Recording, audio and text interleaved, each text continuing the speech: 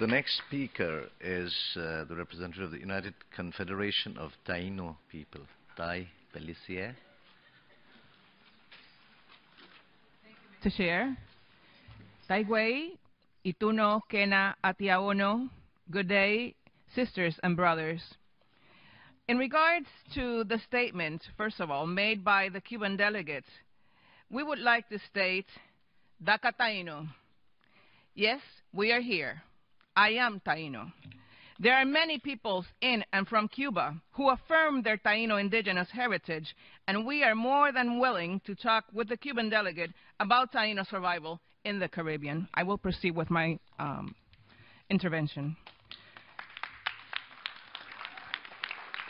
While the United Nations is focused on the implementation of the 2030 Development Agenda and the Paris Climate Change Agreement, indigenous peoples of non-self-governing territories and unincorporated territories continue to remain invisible in this process and will be left behind, despite rhetoric to the contrary.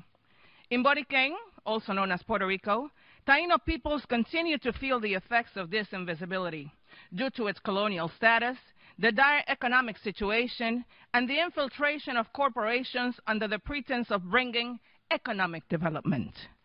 Puerto Rico continues to face environmental racism. Yet although our lands were stolen from us, the bond that binds us is something that could never be taken away. We are resilient peoples that have survived colonization for 523 years, and we are here to defend that which harms the same land we love. Examples of environmental racism in my island include the need to conclude military waste on land and begin underwater cleanup of explosives, bombs, and ammunition on the island of Vieques. Cancer rates there are among the highest in Puerto Rico. The dumping of carbon ashes in the town of Peñuelas and other areas continues to be a health and legal issue. While our island is blessed with a rainforest and a dry forest, both are being adversely impacted. Experiments increasing the temperature by 2 degrees are being conducted at El Yunque tropical rainforest, risking endemic species of flora and fauna.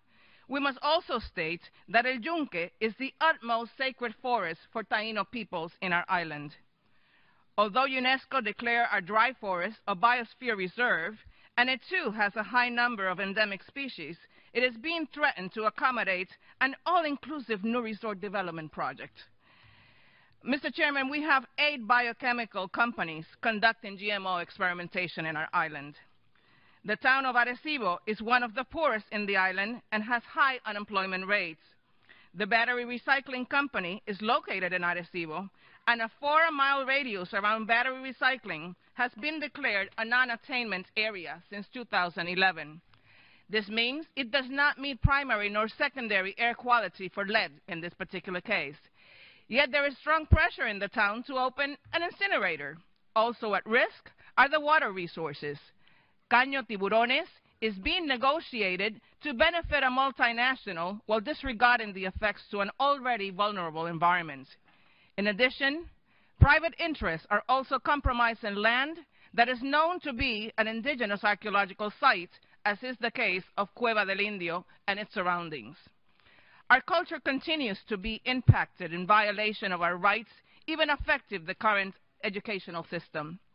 Additional examples of this systematic invisibility we face as indigenous peoples is a system that equates indigenous with the devil. And these include the use and access to our sacred sites, for it is easier for a new age group to access our ceremonial grounds than for our indigenous groups to be able to perform our ceremonies. Yesterday, we listened to the United States delegate speak about Indian boarding schools in his statement on education. He stated the United States recognizes that the practices of Indian boarding schools was wrong, and that one of its purposes was to remove the culture. This system was established by the U.S. to mold Native American children on Euro-American standards. Although the distinguished delegate of the United States shared with us that the practice changed in the 1960s, in our island, the system seems to still be in place. Perhaps it just changed forms. The education system continues to present our indigenous peoples as an extinct peoples and has total disregard for our right to self-determination and identification. Our Taíno students continue to be subjected to a discriminatory education system where our indigenous culture is minimized, undermined, dehumanized, and religiously demonized. It is institutional racism and discrimination and a clear violation of Article 15 of the UN Declaration on the Rights of Indigenous Peoples and Article 2 on the Convention on Genocide. Mr. Chair, it is obvious our beloved island needs help, but as you can see, if we are to foster sustainable development and uphold the Paris Climate Change Agreement, considering these examples I have presented, we would be left behind. With this in mind, the United Confederation of Taíno People recommends that the Permanent Forum, 1, call on the interagency support group and governments to support a regional consultative meeting on the situation of Caribbean indigenous peoples, including indigenous peoples of non-self-governing territories and unincorporated territories in the region without discrimination.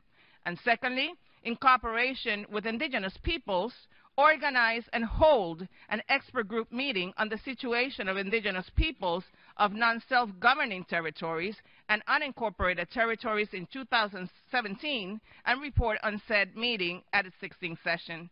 Mr. Chairman, we thank you and the forum members for your consideration of our recommendations, and we invite other indigenous peoples of non-self-governing territories and unincorporated territories to submit similar recommendations during the 15th session. Hahom.